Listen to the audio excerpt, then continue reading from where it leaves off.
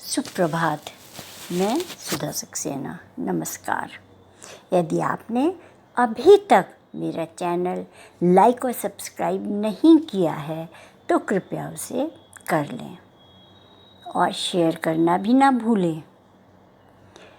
आज हम सब मन खुश तो तन भी खुश, इस पर थोड़ी चर्चा करते हैं।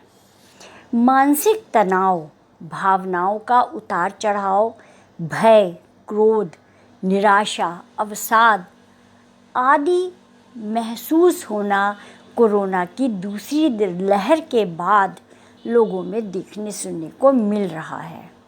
लोगों का न सिर्फ मानसिक भावनात्मक स्वास्थ्य और शारीरिक स्वास्थ्य प्रभावित हुआ है, बल्कि उनमें जो बीमारियां थीं, मधुमेह, रक्तचाप, अस्थमा, हृदय रोग आदि में भी बढ़ोतरी हुई है।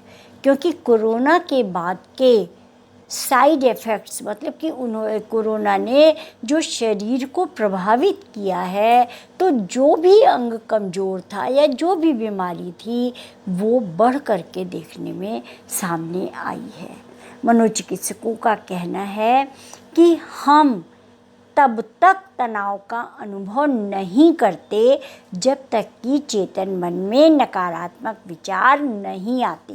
अर्थात नकारात्मक विचार हमारी अनेक व्याधियों का, अनेक रोगों का कारण बनते हैं। यदि आपका चित्त प्रसन्न है, आप सकारात्मक सोच को लेकर के आगे बढ़ रहे हैं, तो मानसिक, भावनात्मक तथा बौद्धिक रूप से आप संतुलित हैं, तो कठिन से कठिन समस्याओं को भी टक्कर दे सकते हैं।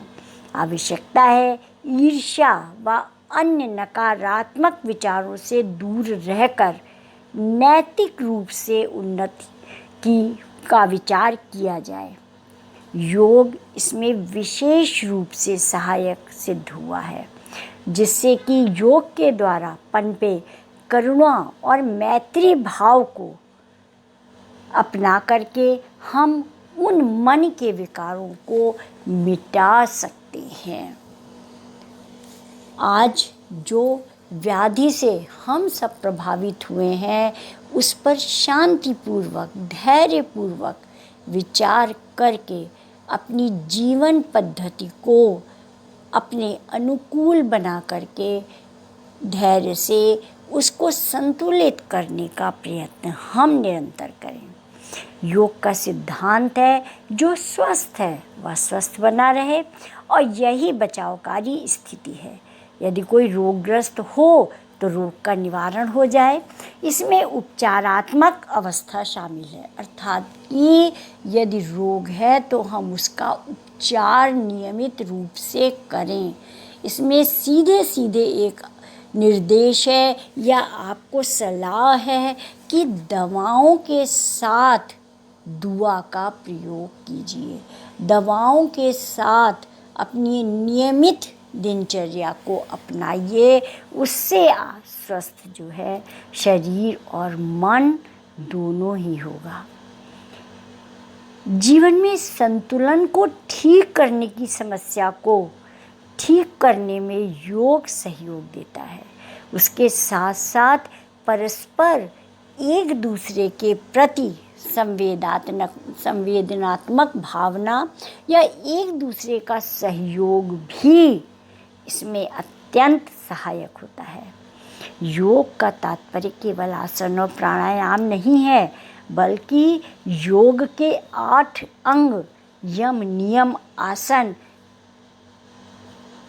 प्राणायाम, प्रत्याहार, ध्यान, धारण, समाधि जो हैं, उनमें से यम, नियम और आसन ये शरीर को स्वस्थ करने के लिए है।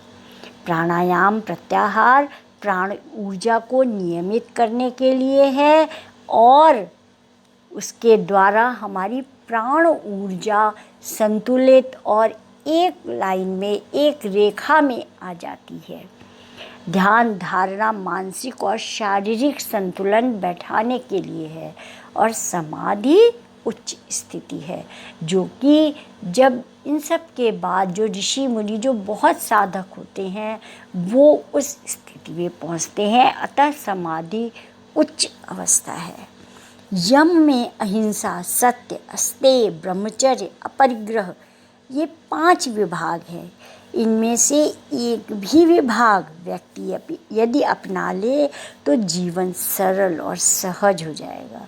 जैन धर्म में भी यही कहा गया है। यम और नियम आपस में संयुक्त हैं।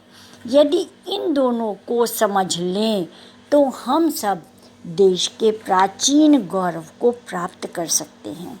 जब हम बुद्धिमत्ता और कुशलता से कार्य करते हैं तो वह योग का ही प्रभाव होता है। योग उन व्यक्तियों के लिए लाभप्रद है जो संयमित और नियमित जीवन बिताना चाहते हैं। योग सभी प्रकार की पीड़ा व दुख को नष्ट करने में सहायक होता है। योग एक आध्यात्मिक शास्त्र है। चित्त की वृत्तियों का निरोध ही योग है। योग साधना आध्यात्मिक ज्ञान से जुड़ा है और जो जीवन को व्यवहारिक बनाता है, और इसी कारण योग सर्वोपरि है। उसमें कायाकल्प करने की शक्ति है। हम अपने जीवन में हमेशा असंतुष्ट रहते हैं।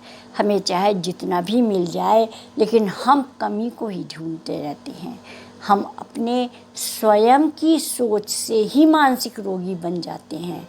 हम सदा बेहतर बनने का प्रयत्न करते रहें। जो प्राप्त हुआ है उसी में खुश रहें। मन और शरीर एक दूसरे पर आश्रित होता है। तो मन खुश होगा तो तन भी खुश होगा। तो आज इतना ही। धन्यवाद।